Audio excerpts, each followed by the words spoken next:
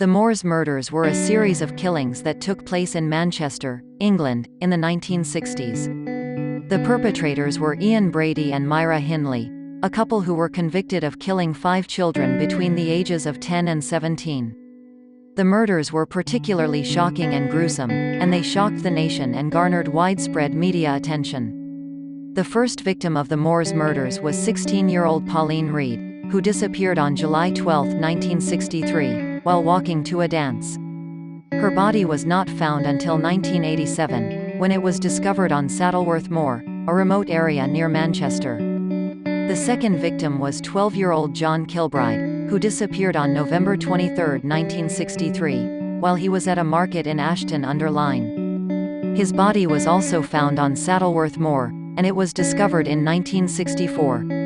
The third victim was Keith Bennett, who was 12 years old when he disappeared on June 16, 1964, while he was walking to his grandmother's house. His body was never found, and his disappearance remains one of the most enduring mysteries of the Moors murders. The fourth victim was 16-year-old Leslie Ann Downey, who disappeared on December 26, 1964, while she was at a fairground. Her body was found in 1965, and a recording of her being tortured and killed was found among Brady and Hindley's possessions. The final victim was 17-year-old Edward Evans, who was killed on October 6, 1965. His body was found in the home of Brady and Hindley, and Brady was arrested for his murder. Brady and Hindley were arrested and charged with the murders of Pauline Reed, John Kilbride, and Leslie Ann Downey. They were both convicted and sentenced to life in prison. In 1987, Hindley confessed to the murder of Keith Bennett, and she provided information that led to the discovery of Pauline Reed's body.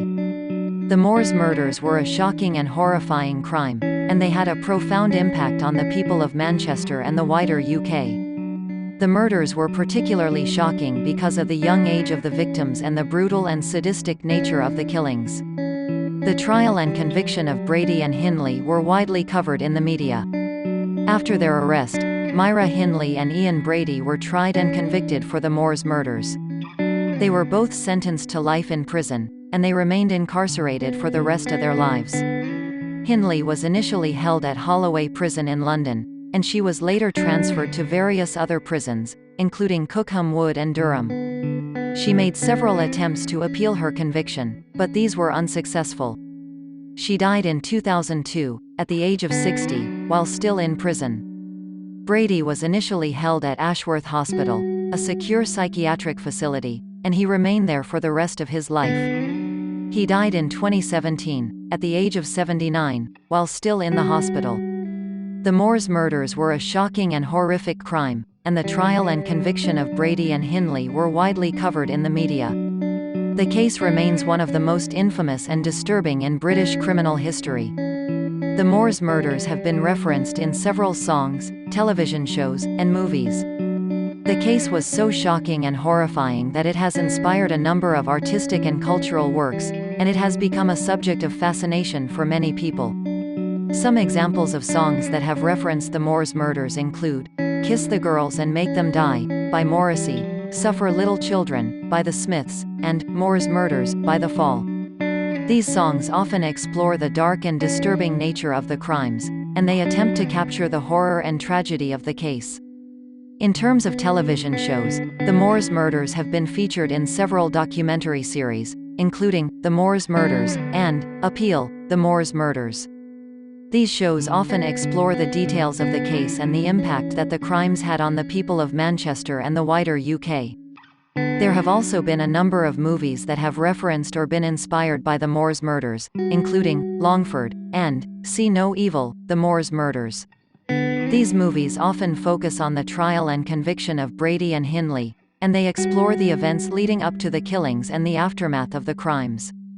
Overall, the Moors murders have been referenced in a number of artistic and cultural works, and they continue to fascinate and horrify people to this day.